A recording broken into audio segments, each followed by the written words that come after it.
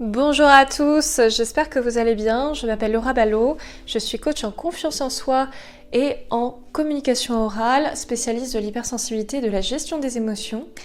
Et dans ce podcast, j'avais à cœur de vous parler de l'amour et surtout dans sa vision plus spirituelle.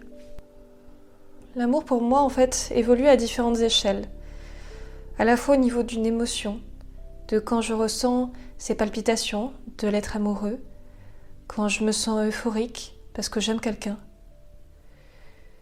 Et après quand ça évolue en sentiment, quand j'ai l'impression que je suis attachée à cette personne comme s'il existait un lien entre elle et moi. Et progressivement, l'amour évolue aussi vers autre chose, vers un autre lien beaucoup plus profond. Un autre lien qui est acceptation et qui n'est pas lié que au sentiment amoureux, mais qui est lié au tout, que je peux créer avec n'importe quel être, et même avec tous les êtres. Acceptation de ce que je suis. Déjà, acceptation de moi-même, de toutes ces parts de moi qui recherchent à s'exprimer, de toutes ces parts de moi éventuellement que je renie, toutes ces parts de moi qui font que je suis un, et qui font que je suis capable d'aimer les autres. Parfois on joue des personnages. Parfois, on est amené à jouer le personnage de la personne gentille ou de la personne qui va être sauveur. On joue tout un tas de personnages. Et le problème de ces personnages, c'est que ça crée l'illusion. Ça crée l'illusion d'être dans l'amour, alors même qu'on est dans la négation. Alors même qu'on rejette des parts de nous qui cherchent à s'exprimer. Et que finalement, ces parts de nous, bien souvent, on ne les écoute pas. Parce qu'on considère qu'elles sont mauvaises. On considère qu'elles ne sont pas bonnes.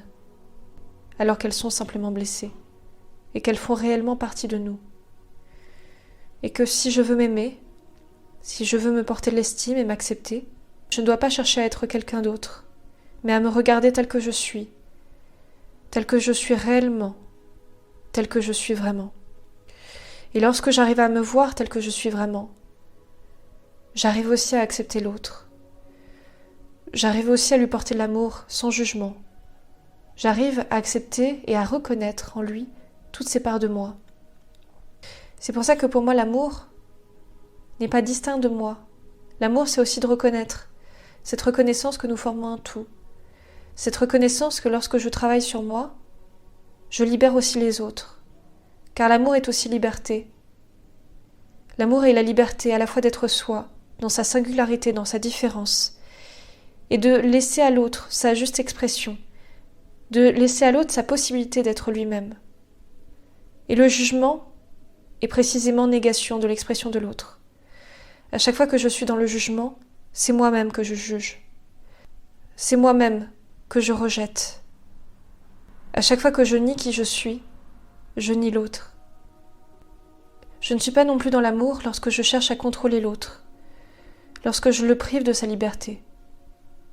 Car autoriser à être soi, c'est le plus beau des cadeaux que l'on peut faire aux autres.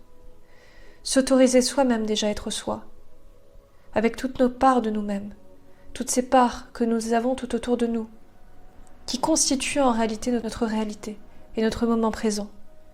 Toutes ces parts qui ne demandent qu'à s'exprimer en nous et qui demandent à ce que nous les libérions. Une fois que nous sommes en mesure d'écouter ces parties de nous, d'être réellement authentiques et conformes à ce que nous sommes, nous en venons à beaucoup plus accepter les autres, à accepter également leurs différences, car leurs différences sont uniques, tout comme les nôtres.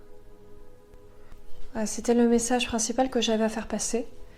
Moi, je vois un petit peu ça, vous savez, comme si on se trouvait dans une pièce. On se trouve dans une pièce et il n'y a que le centre de la pièce finalement qui est allumé. C'est un petit peu ça. C'est que finalement, souvent, on n'allume que le centre de la pièce et toutes ces parts d'ombre autour de nous, on les rejette, comme si c'était le mal. Mais ce qu'on considère être le mal, en réalité, c'est juste des parts de nous. C'est juste des parts de nous qui sont dans notre réalité. Et ces parts de nous, elles demandent juste à être écoutées. Je ne sais pas si vous connaissez l'expression, notamment « ce à quoi on persiste résiste ». C'est exactement ça, c'est plus on résiste, plus on chasse ces parts de nous-mêmes, plus elles deviennent puissantes, plus on les alimente également.